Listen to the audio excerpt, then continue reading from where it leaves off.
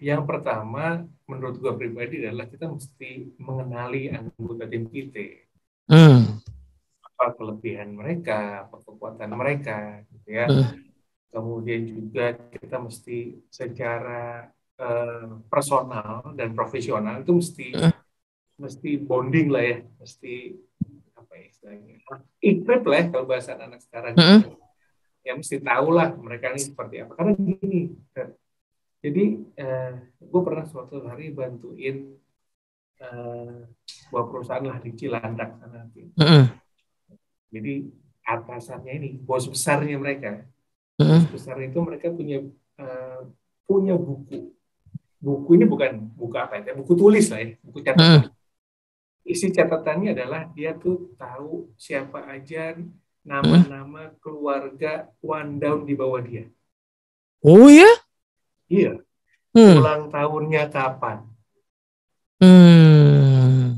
Kemudian apa namanya hobi segala macam gitu. Hmm. Nah, bayangin nggak kalau misalnya suatu hari bos lo tiba-tiba datangin lo bilang, alam ini buat anak lo, kayaknya kemarin ulang tahun nih, sorry gue lupa nih. Lo pasti Hmm. ngerasa, wah gila, bos gue tiba banget.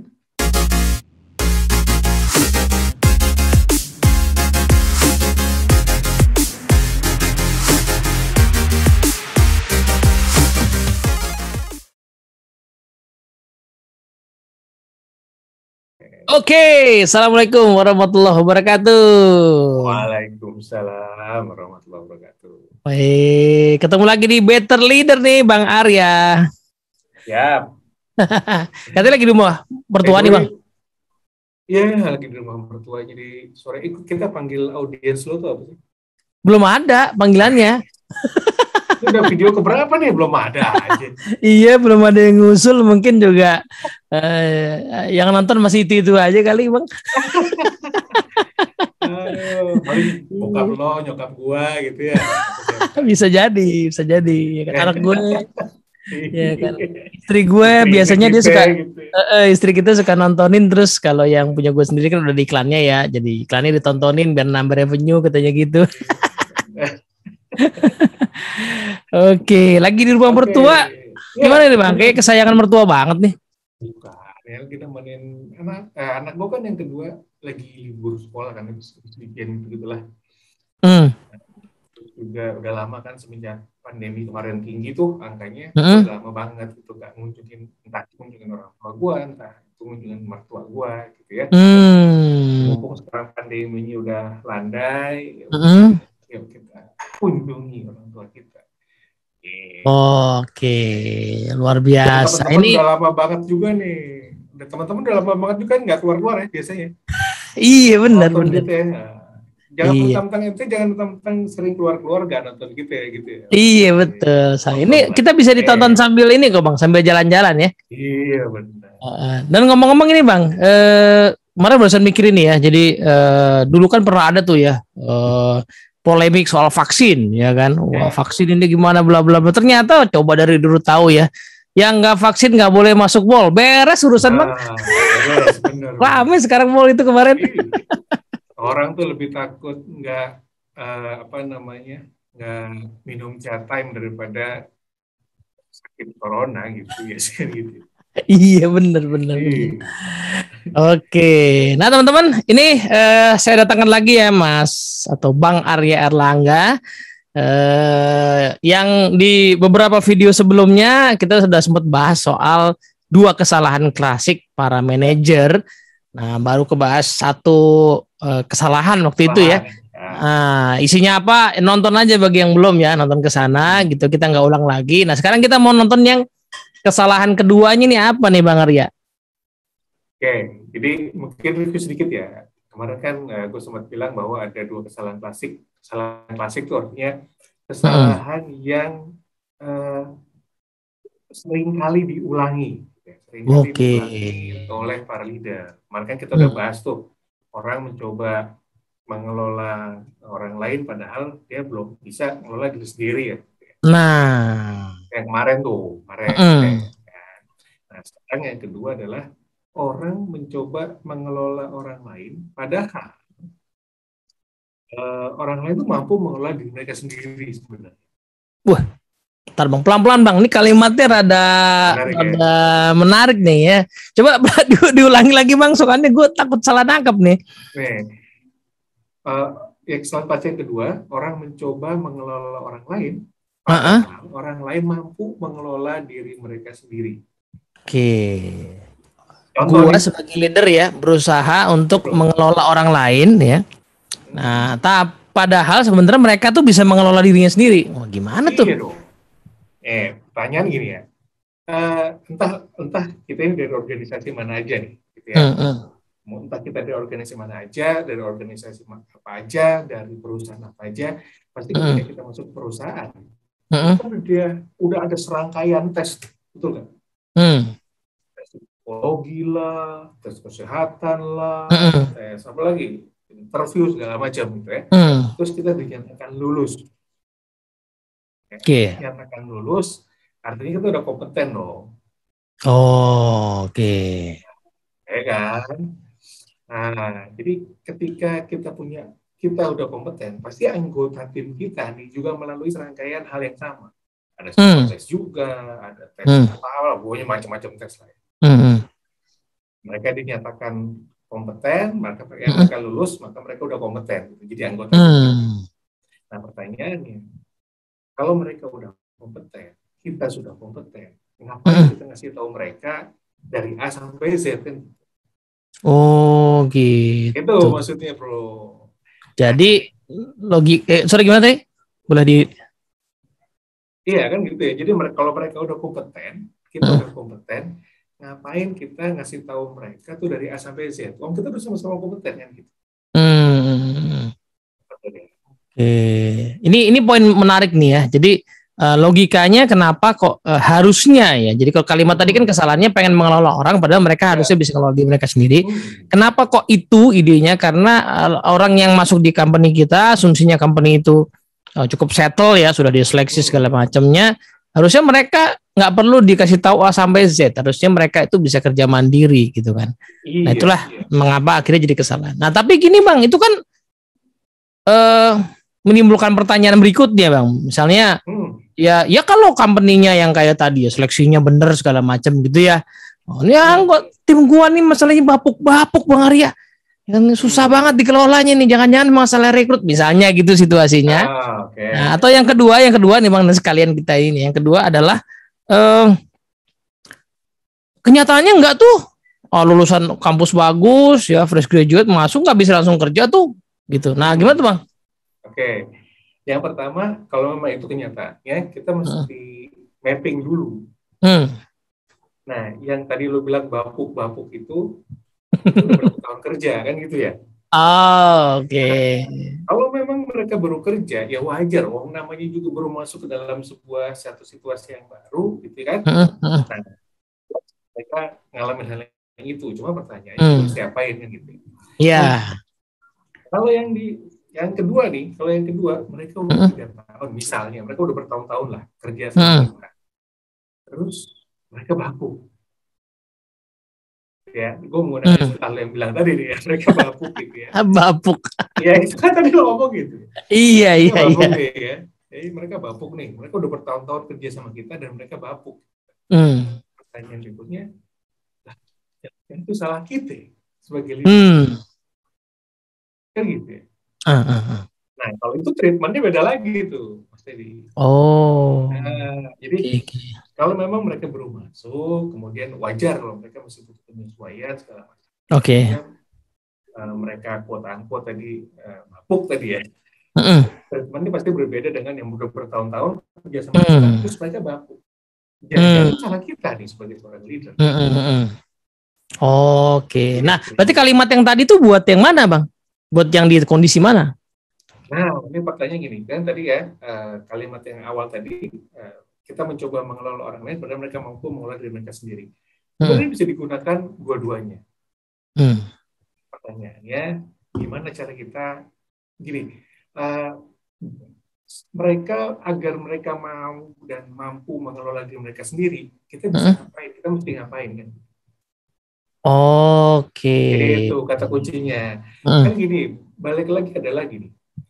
yang konon katanya ya, Mas Teddy ya, leader yang hebat itu adalah kalau leadernya nggak ada, leader yang hebat itu adalah ketika leadernya nggak ada, ini anak Hmm. buahnya kerjaannya tetap jalan. Make sense tuh. Gitu ya kan? Yes. Kalau leader yang biasa-biasa aja, kerjaannya jalan anak buahnya nih. Tapi itu Hmm. ada gara-gara dia. Tapi begitu dia nggak ada, hancur-hancuran tuh kerjaannya. Oh, itu justru yang biasa-biasa aja bang ya? Biasa-biasa aja. Karena gini, Wah. biasanya gue nggak tahu ya, mungkin juga teman-teman sini suka ikut Hmm. training keluar kota atau training Hmm. kemana gitu ya, sehari 2 hari gitu ya. Hmm. Nah, ngetesnya itu anak buah kita itu, kita ini pemimpin hebat atau pemimpin yang biasa-biasa aja gampang caranya. Hmm. Kalau misalnya kita keluar kota nih, let's say 3 Hmm. hari lah, atau bisa let's say perjalanan dinas kemana gitu ya. Hmm. Kemudian anak buah kita nanya nih sama anak buah kita yang lain, bos kita kemana? Bos kita keluar kota berapa lama? 3 hari, mau ya seminggu gitu ya. Nah, gitu ya.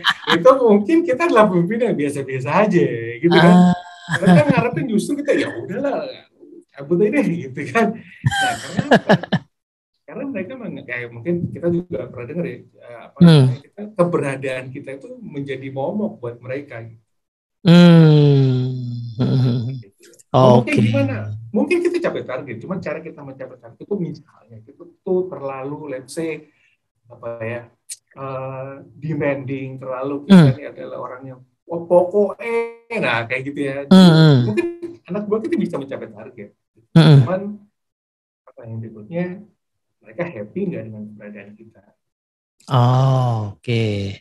Nah, kalau leader yang hebat, leader yang hebat itu bicara mengenai ketika misalnya kita nggak ada nih, kita keluar kota, ya, anak buah itu bahkan merasa bahwa tanggung jawab itu ada di tangan mereka sendiri, bukan di tangan kita. Oke. Tanggung jawab kerjaan kelar, tanggung jawab mencapai target, ada atau enggaknya kita itu sebagai seorang leader gitu ya, itu nggak ada pengaruhnya buat mereka, karena mereka sadar bahwa oh gue ini bertanggung jawab untuk mencapai target yang sudah diberikan bos gue sama gue. Nggak perlu kita teriak-teriak, nggak perlu kita dikit-dikit kita kayak dia kolektor gitu ya. Udah sampai mana? Udah sampai mana nih? Kok cuma segini? Besok lo mau ngapain kan gitu? Kita nggak perlu kayak gitu. Mereka udah sadar bahwa oh ya ini memang tanggung jawabnya terletak di tangan saya. Oke. Itu yang dimaksud dengan pemimpin hebat, dalam artian anggota timnya itu merasa memiliki gitu ya Bang ya, sama kerjaan sama targetnya, sehingga ya mungkin bosnya kadang-kadang mesti pergi gitu ya, tetapi kemudian kepergiannya itu ya bukan berharap si bosnya nggak balik lagi ya. Iya benar. Dia berharap bosnya balik lagi, tetapi selama bosnya pergi itu, oh berarti tanggung jawabnya ada di kita nih, gitu ya Bang ya. Iya betul. Bahkan ketika bosnya ada pun mereka juga tetap merasa seperti itu, Mas. Oke, baik. Oh itu yang dimaksud tadi ya, apa namanya, kesalahannya adalah membuat anggota tim terlalu tergantung ya, sama pimpinannya, sehingga kalau pimpinannya nggak ada gitu ya, dan mereka ngerasa bahwa ya udahlah tunggu aja dia balik lah gitu ya. Iya, nah, karena serunya gini mesti banyak gini ya, gue pernah di HRD gitu ya, gue pernah di HRD, jadi setiap setahun sekali itu kan ada kesempatan promosi gitu ya. Biasanya di tangan kami nih, di tangan kita nih, para HRD ini udah ada nama-nama nih. Ini loh yang kayaknya oke nih, kayaknya oke. Gitu ya. Kemudian kita ajukan ke, misalnya kepala divisi atau kepala departemen gitu kan.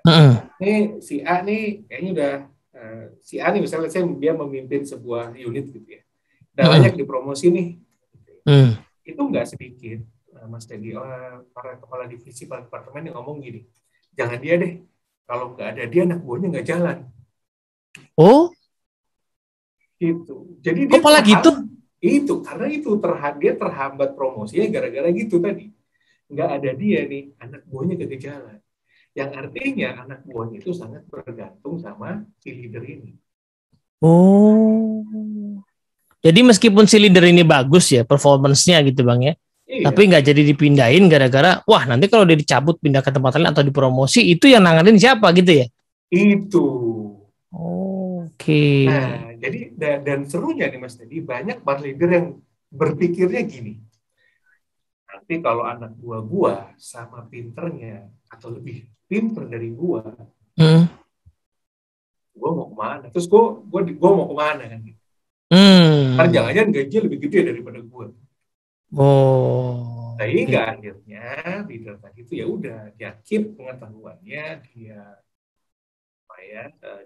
dia itu megang keputusannya sendiri, itu ngambil keputusan karena itu tadi takut kalau anak buahnya lebih pintar, takut kalau anggota timnya lebih hebat dari dia. Oke, jadi ini bisa dibilang penyebabnya ya Bang ya, penyebab kenapa kesalahan klasik itu terjadi ya. Pertama memang si leader ini misalnya dia terlalu kompeten gitu ya, nggak mengembangkan timnya sehingga kemudian mereka tergantung ya, dan ini ya secara ownership-nya rendah, tapi di sisi lain bagi si leader sendiri juga susah ya buat promote karena ya timnya jadi tergantung sama dia gitu ya. Tapi yang penyebab kedua kenapa kesalahan klasik terjadi adalah si leadernya ada kekhawatiran ya kalau anggota timnya lebih pintar dari dia, jadi ditahan-tahan gitu ya proses pengembangannya atau nggak dikembangkan sama sekali.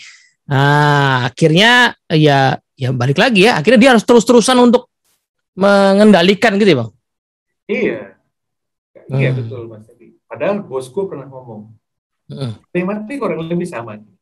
Kalau anggota tim lo itu lebih pintar dari lo, atau sama pinternya deh, atau lebih pintar dari lo udah nggak pantas ada di situ. Oke, menarik nih.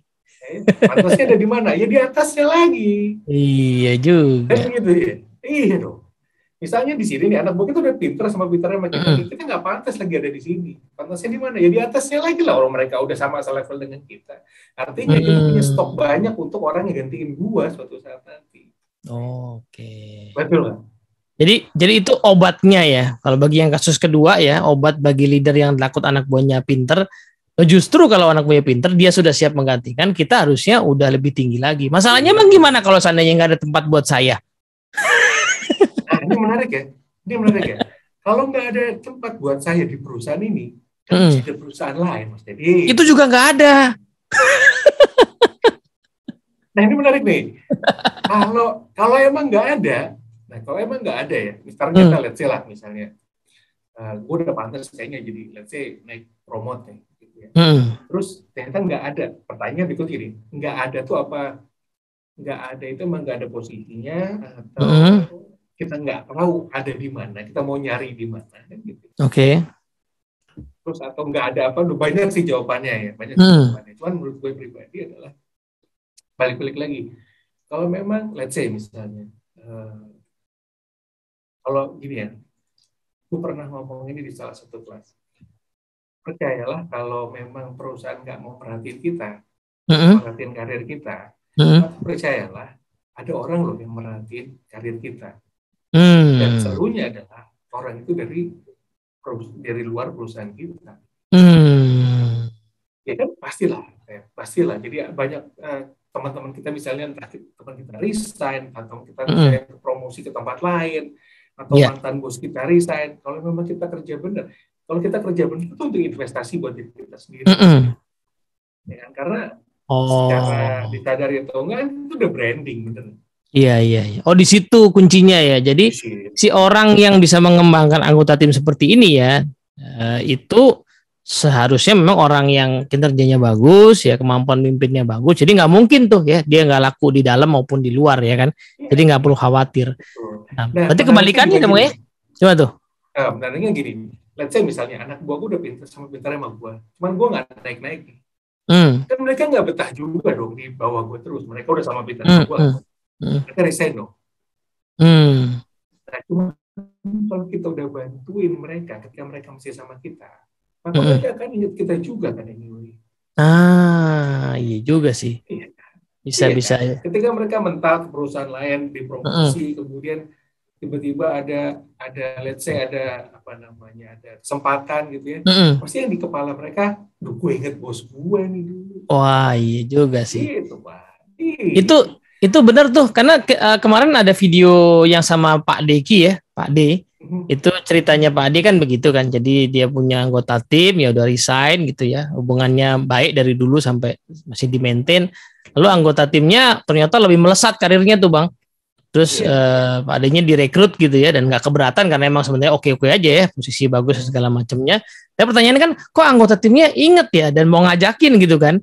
Nah ini kan kemungkinan karena mungkin dulu ya punya jasa lah, punya kebaikan dalam mengembangkan gitu ya Bang. Jadi itu hal yang sebenarnya obat ya, bisa dibilang itu obat dari situasi yang kedua ya, leader yang takut mengembangkan timnya gitu ya. Oke, nah kalau gitu Bang, kira-kira realnya gimana ya supaya, atau gimana cara ngelatihnya supaya nggak jadi melakukan kesalahan yang kedua ini?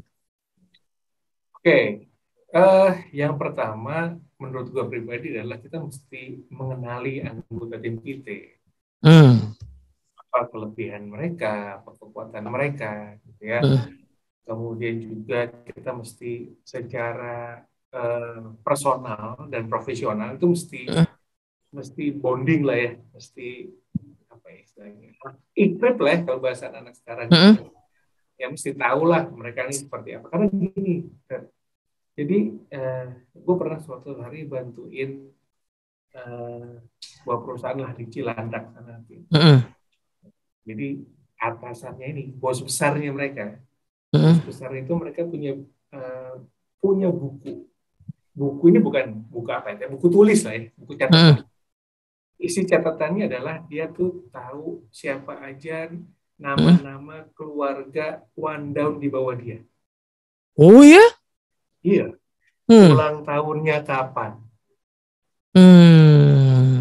Kemudian apa namanya hobi segala macam. Nah, bayangin nggak kalau misalnya suatu hari bos lo tiba-tiba datangin lo bilang, alam ini buat anak lo, kayaknya kemarin ulang tahun nih, sorry gue lupa nih. Lo pasti ngerasa, wah gila, bos lo tiba banget. Wih, ya kan? Jadi ada kedekatan yang itu menurut gue penting ya, kuncinya sih.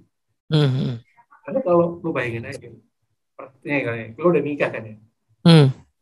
Pertanyaannya gini, ada nggak? Maksud gue gini, pasti banyak hal yang lo udah lakukan buat istri lo. Yang sementara pada saat itu lo ngerasa, ini nggak ada poinnya nih gue ngelakuin ini gitu. Pasti ada kan? Kenapa? Itu karena kita udah dekat kan gitu ya. Kita jadi keperhitungan kan gitu. Nah ini sama nih ya. Ketika kita udah dekat sama anggota tim kita berpikir bahwa gue gak perhitungan dia malu. Oke.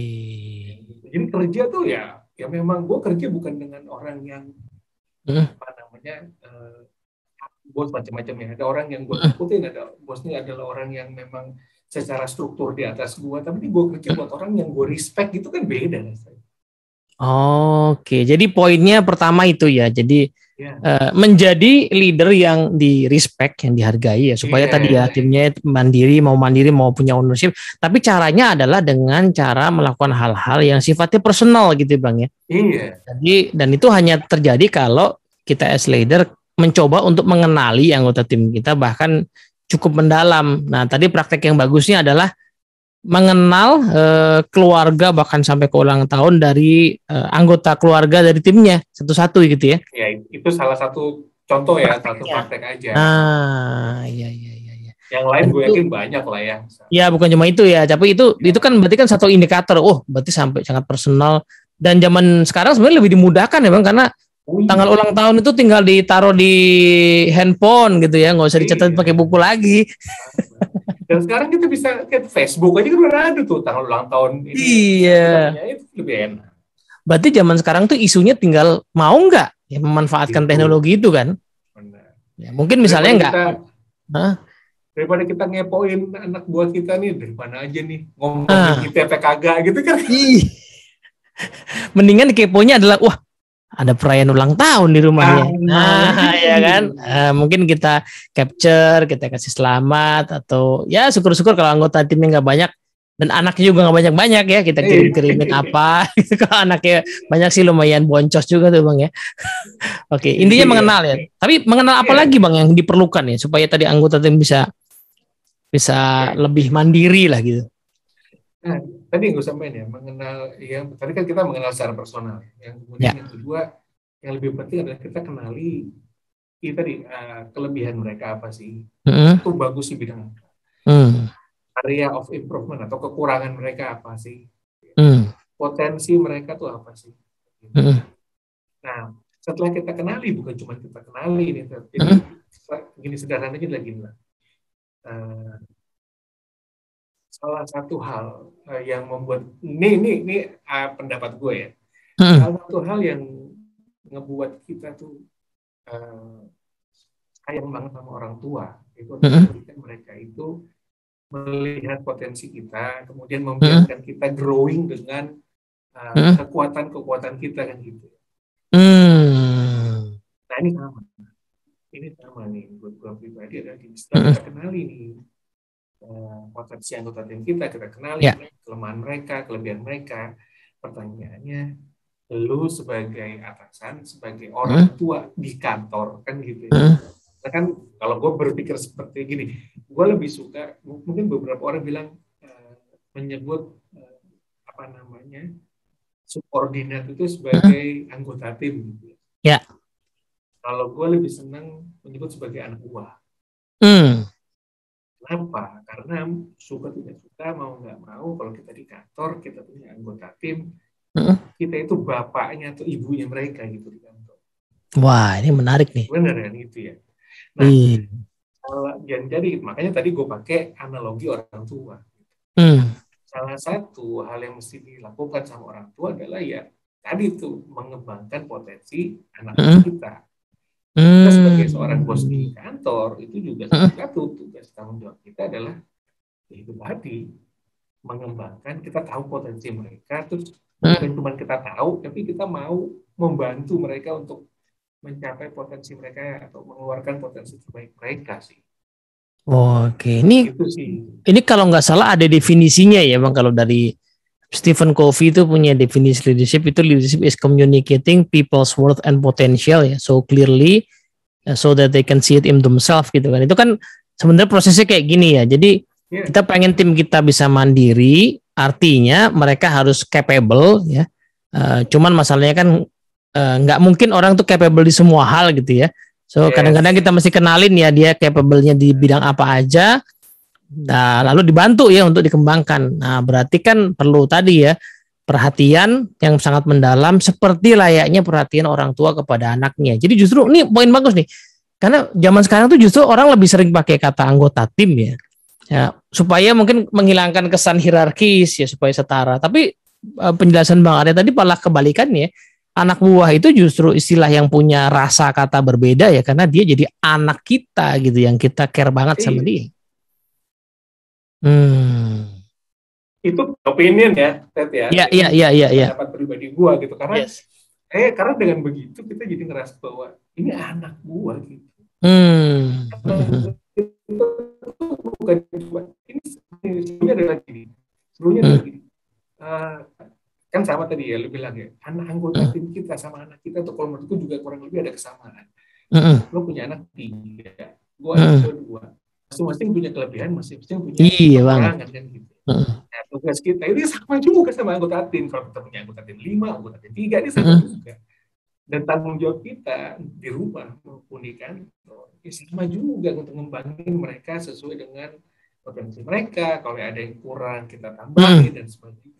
Kalau menurut gue sih. Wah, ini menarik nih. Apalagi kalau pakai mindset orang tua tadi ya.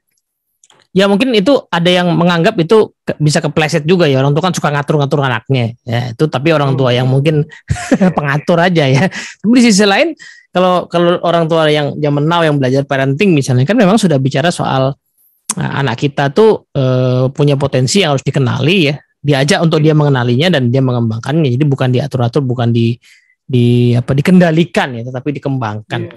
Gitu, dan itu yang akan membuat mereka bisa jadi mandiri, bahkan ya mindset orang tua itu juga menentukan apakah kita mau kasih effort lebih ya Bang ya. Kan tadi tuh ya nyatetnya itu kan effort ya, nyatetin potensi ulang tahun keluarganya siapa, itu kan effort ya, nggak ada di job base tuh. Benar Pak. Jadi balik-balik lagi gitu.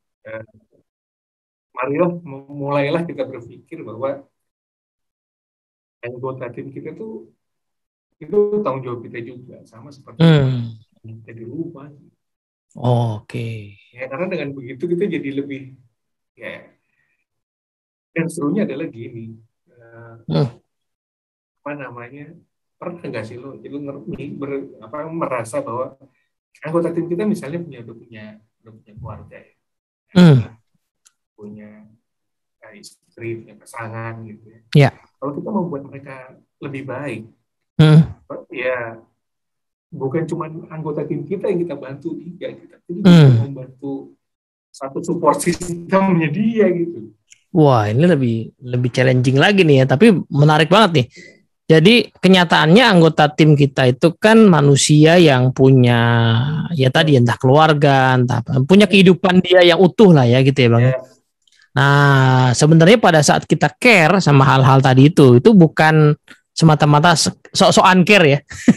ya, Ya, secara secara apa bisnis itu juga punya impact ya karena anggota tim yang diperhatikan, disupport tadi sehingga dia bisa optimal kerja, damai pikirannya, semangat, antusias gitu. Itu juga karena akan punya berdampak ya buat produktivitas juga ya. iya betul, betul. Hmm. Karena gue orang yang percaya bahwa gini, Hmm. eh, kalau lo happy di kantor, lo happy di rumah. Sebaliknya lo happy Nah, di rumah, lo happy di kantor. Kalau lo happy di kantor dan di rumah, produktivitas lo akan lebih tinggi dibanding kalau lo kehilangan sama satu. oke. Jadi sebenarnya esensi dari kalimat kesalahan yang kedua itu ya untuk kita hindari tadi adalah gimana memastikan orang di tim kita itu orang yang optimal ya sebagai manusia gitu Bang ya. Ya, Rumah di nah, kantor optimal gitu kan. Nah, untuk itu kita perlu pengenalan ya dan juga proses untuk pengembangan. Dan nyambung nih sama kesalahan yang pertama ya bagi yang belum nonton ya. Pertama kan ya, bicara soal leader harus kesalahan pertama adalah orang pengen mimpin orang lain sebelum mimpin dirinya sendiri ya kan. ya, Kan nggak mungkin ya orang bisa punya care ya perhatian kayak gitu ya pengen ngembangin orang kalau dia sendiri nggak jelas sebagai pemimpin dia iya, nggak punya visi sebagai pemimpin dia nggak punya visi pribadi bahkan dia nggak punya niatan-niatan baik kayak tadi bang ya iya, punya pola pikir ya, yang oh, aku pengen jadi bapak atau ibu gitu. ya. Secara sederhana adalah gini bro. Hmm. Kalau gue punya uang tabungan di bank itu misal ya Hmm. 1 juta. Hmm. Kemudian lu bilang sama gue, ya gue pinjem dong 50 juta aja. Hmm. Mesti kan mikir mau ngasih kan. Hmm. Wah, 10 juta kan gede ya. Kasih 20 juta Hmm. aja deh gitu ya. Gitu ya. Ya. Nah, ya sama nih. Kalau kita balik-balik lagi, apa hubungannya dengan Hmm. yang tadi adalah, gue setuju banget tadi yang kalau kita nggak punya abundance, nggak punya apa ya, uh, nggak mampu membahagiakan diri kita, nggak mampu Hmm. memimpin diri kita, gitu ya. Ya gimana kita mau atau gimana kita bisa Hmm. membantu orang lain, kemudian kita juga bisa memimpin orang lain. Nah, Jadi kita nggak penuhi bisa, dulu lah tabungan kita iya, gitu. kita nggak bisa ngasih sesuatu yang kita nggak punya. Itu namanya Gitu. nyicil ya bang ya, Itu utang kecil, namanya. benar. Jadi make sense PHP bro, gitu. PHP itu. PHP, benar. Kita nggak punya mau dijanjiin ya kan. Jadi make sense nih bang, karena untuk bisa tadi ya jadi leader yang seperti tadi yang mau mengenal potensi mengembangkan itu otomatis PR di dirinya salah satunya misalnya ya, punya visi tentang kepemimpinannya sendiri lah ya. Nanti gue kalau seandainya udah pensiun atau resign atau pindah atau promosi, tim gue pengen mengenang gue sebagai leader yang kayak apa sih. Ini bahasan kemarin sama Pak D juga soalnya nih bang. Iya, Ya, iya. Pak Deki kan. Jadi saya pengen dikenang sebagai leader yang seperti apa sih. Nah kalau nggak punya itu ya boro-boro mau effort ya. Mau effort Iya. mengenal, mau effort apa namanya mengembangkan gitu kan. Nah dan akhirnya timnya nggak bisa mandiri dan Edian ya bergantung terus gitu. Dua-duanya sama-sama stuck ya. Ya, betul. Iya. Dan problemnya adalah tim yang stuck itu adalah tim yang biasanya bapuk tadi tuh bang. Karena tim yang bagus, yang inisiatif, yang pinter sendiri, dia laku. Jadi kalau nggak kita kembangkan, kita akan kehilangan ya, kehilangan tim yang bagus-bagus sebenarnya. Dan ujung-ujung mereka kan bilang gini, let's say lah ya, ini yang quote-unquote bapuk tadi ya. Ntar juga ada bos gue yang ngurusin kan. Jadi repot ya. Itu kan juga ada bos gue yang lesain lah. Iya benar. Itu repot. Iya, iya. Sementara anggota tim yang tadi yang capable, yang dikembangkan, yang kompeten ya malah jadi sedikit nyusahin nih. Bahkan mungkin bisa menghandle kerjaan-kerjaan kita gitu ya. Iya. Wah, iya ya. Wah, ini seru banget nih teman-teman ya. Jadi kalau di summary ya, dua kesalahan klasik itu, kesalahan pertama urusan dengan diri sendiri ya. Kita beres sama diri kita sendiri, kita punya firm ya, punya visi yang jelas, kita nggak baperan, kita produktif, kita kompeten gitu ya. Ya. Karena tugas yang keduanya lebih berat ya, gimana caranya mengkompetenkan, mengunleash ya, potensi dari anggota tim kita, Ya. supaya ya kita nggak perlu repot-repot mengelola mereka terus-terusan gitu ya. Bahkan kita bisa ngetes ya Bang ya, dengan cara kalau kita tinggal ke luar kota misalnya, dikasih arahan yang terbatas gitu, jalannya Ya, gimana ya kan. jalannya gimana. Nah, yes yes yes yes. Padahal kalau Oke. anggota tim kita hebat-hebat, kerjaan kita kan jadi berkurang. Iya juga, benar benar. Iya dong. Ini kebanyakan orang nih, bro. Kali ngomong gini, gue kan leader.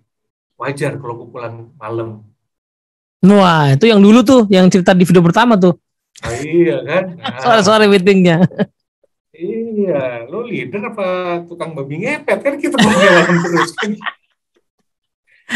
Iya kan? Iya Iya. juga. Iya. Nah, ini poin bagus nih. Jadi kalau seandainya apa namanya, kerjaan kita berkurang, nah ini dulu tips Bang dari salah satu apa, gue pernah ngundang ya trainer mantan head di sebuah korporasi gitu.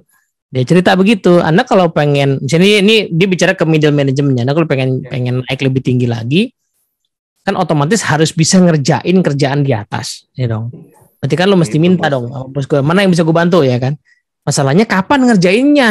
Lawang kerjaan di bawah aja banyak nggak beres kan? Berarti kan Anda harus memampukan yang di bawah itu supaya timnya itu bisa ngerjain ya, sehingga kerjaan Anda berkurang, bahkan karena mereka ada yang bersedia tuh ngerjain part of kerjaan Anda. Misalnya leader punya apa kewajiban bikin planning misalnya, oh ternyata planningnya udah jago, bisa kerjaan sama anggota timnya ya, sehingga Anda punya room buat belajar yang meningkatkan kapabilitas dengan bos, sini saya kerjain sebagian ya kan. Nah sehingga kemudian ya kita bisa naik ya, tim kita bisa naik gitu kan.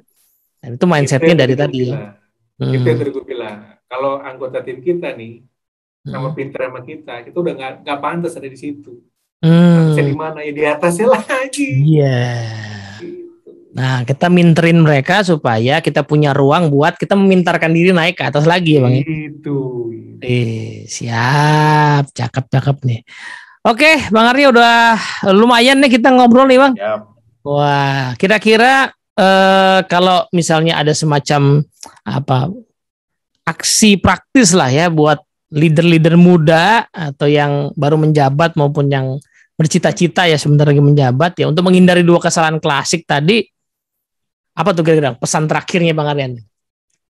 Tadi itu yang sudah pasti disampaikan ya. Otak kita itu kayak Google Maps. Secanggih apapun Google Maps nggak akan bisa bekerja kalau belum ditulis tujuan kita mau kemana di dalam.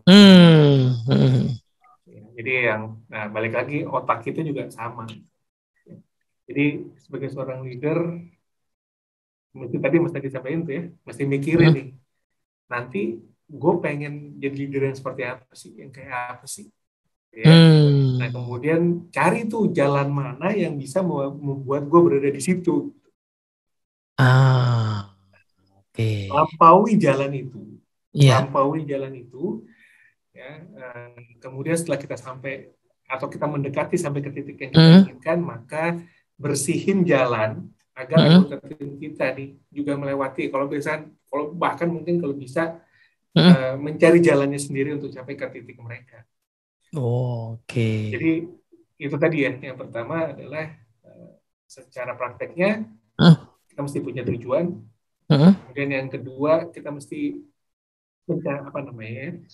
mengasah diri kita, mengembangkan kemampuan kita, kompetensi kita untuk mencapai ke sana. Setelah itu ya bantulah anggota tim kita untuk mencapai tujuan-tujuan mereka. Dengan gimana tadi? Dengan cara yang tadi tuh, memperlakukan mereka itu seperti layaknya kita gitu ya. Kita kenali kelebihan-kelebihan mereka, Kalau bisa mah punten punya catatan-catatan gitu ya, anak gua Yes. ini rumahnya di mana, ulang tahunnya kapan. Itu menurut saya pribadi itu satu hal yang apa ya, jarang dilakukan oleh manusia modern saat ini. Iya juga sih. Ya, gitu. Kalau kita sentuh mereka berhak gitu ya, yang balik lagi mereka ya akan respect sama kita, ya mereka juga akan lebih lagi mau lagi untuk memberikan yang terbaik yang mereka bisa miliki. Oke, jadi pasang tujuan kita as a leader ya, kemudian lalui jalan itu karena kita mesti bukain jalan buat tim kita gitu ya. Bukain jalannya tuh juga ya kita perlu kenalin ya jalan mana yang cocok ditempuh oleh anggota tim kita sehingga optimal potensinya ya. Jadi apa namanya kita kemudian ya bisa buka jalan baru lagi yang lain ya karena yang jalan yang tadi kita bukain udah ada yang ngurus kan gitu kan. Nah, siap. Oke, thank you Bang Arya. Waktunya lagi di rumah mertua nih, ada kesempatan buat ngobrol ya. Nah, oke, moga-moga manfaat buat teman-teman semua ya. Sehat-sehat Bang Arya di rumah mertua dan nanti kalau udah balik lagi. Ya, nih teman-teman, ketemu lagi nanti di Better Leader edisi berikutnya. Nah, jangan lupa yang belum nonton edisi pertama sama Bang Arya, silahkan nonton gitu ya. Dan tadi ada beberapa video-video yang terkait ya.